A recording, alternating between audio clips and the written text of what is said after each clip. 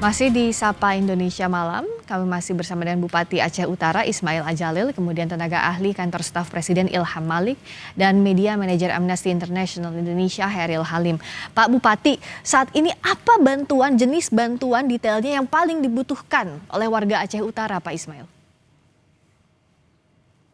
Yang paling dibutuhkan oleh warga Aceh Utara adalah ketahanan pangan, artinya makan. Nah, makanan, minuman, air bersih, ini yang paling dibutuhkan. Ya, makanan, minuman, air bersih. Kalau sekarang di pengungsian, Bapak bisa gambarkan apakah ada misalnya dapur darurat atau dapur umum sementara untuk suplai dengan bahan seadanya atau belum ada itu pun? Udah ada. Sudah ada. Semua ini masyarakat kita yang sudah kita bisa akses, semua ada di dapur-dapur umum, tempat pengungsian. Tapi masih ada juga wilayah yang belum terjangkau dapur umum, begitu ya Pak ya? Iya, belum bisa kita terobos ke tempat-tempat yang terisolir. Dan ada tempat-tempat yang masih tergenang. Oh, masih ada yang tergenang juga saat ini ya Pak? Ya, masih ada tergenang. Sudah 9 hari masih ada yang tergenang. Pak Ilham, apa yang bisa pemerintah pusat dorong? Tadi makanan, minuman, air bersih itu kebutuhan yang paling ditunggu saat ini di Aceh Utara.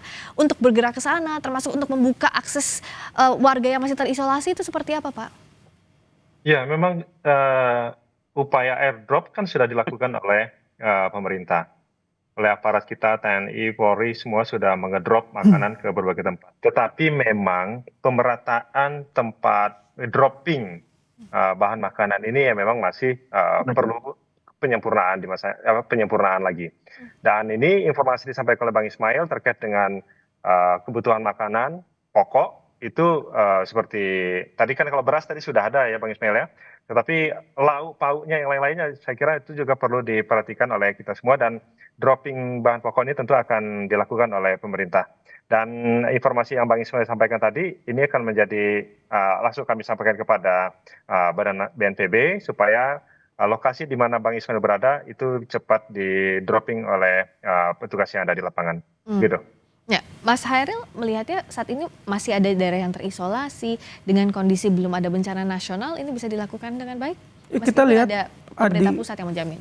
Iya, kita memang udah ada komitmen verbal dari pemerintah pusat bahwa ini udah setingkat bencana nasional, tapi kembali lagi seperti yang saya bilang tadi ini kurang kuat memberikan dasar hukum agar semua pihak itu ikut terlibat.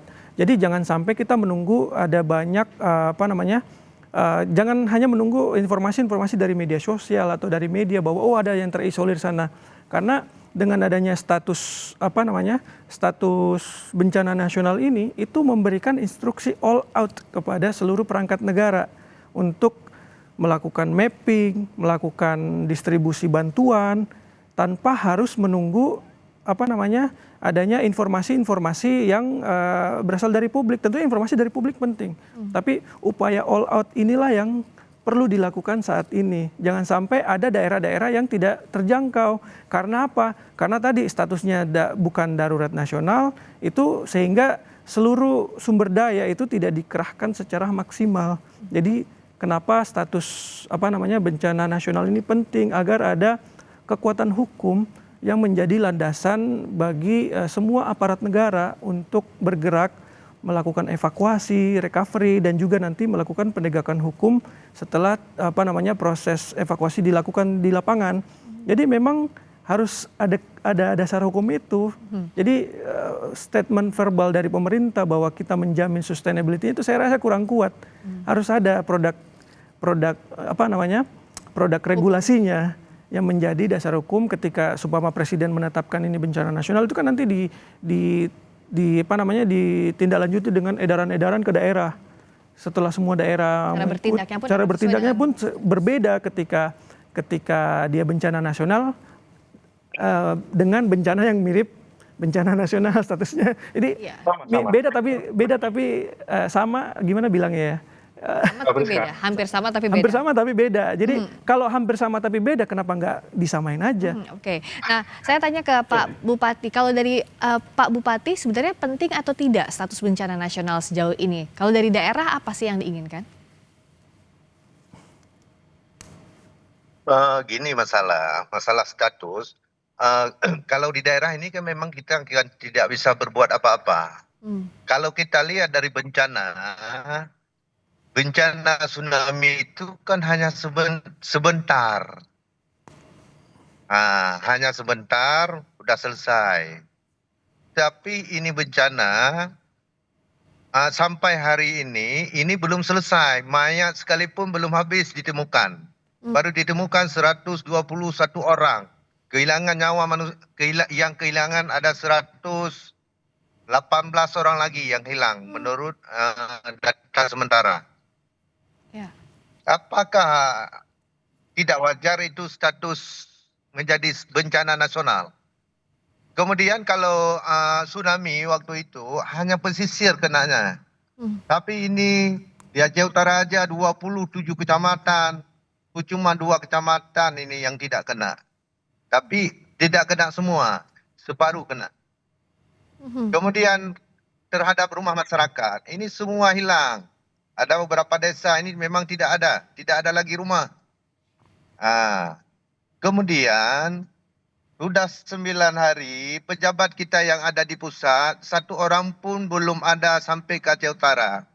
Maka tidak dilihat langsung bagaimana kejadian di Aceh Utara sebenarnya. Kemudian juga kami tidak bisa akses informasi. Selama ini sinyal HP mati, lampu mati. Kami semua terjebak di atas atap-atap rumah. Ini yang terjadi di Aceh Utara yang sebenarnya. Maka nggak wajarkah ditetapkan sebagai bencana nasional di Aceh? Itu maksudnya. Ya, silakan Pak Ilham. Kita ingin mengatakan begini ya, kita ini butuh status atau tindakan nasional. Kalau kita butuh tindakan nasional itu yang dilakukan oleh pemerintah, dan sampai hari ini pemerintah masih begitu serius untuk mengatasi masalah yang ada. Dan tidak serta-merta ketika dia dibuat statusnya sebagai bencana nasional, maka masalah yang ada di lokasi yang sekarang terdampak itu akan selesai. Karena begini, sampai hari ini ya di Aceh sendiri ada 25,45% masyarakat yang terdampak. Itu memang betul sampaikan oleh Pak Ismail tadi. Dampaknya yang terjadi di banjir kali ini itu berbeda dengan apa yang terjadi pada saat tsunami. Jadi memang sangat besar. Di Sumatera Utara ada 10,13% masyarakat yang terdampak.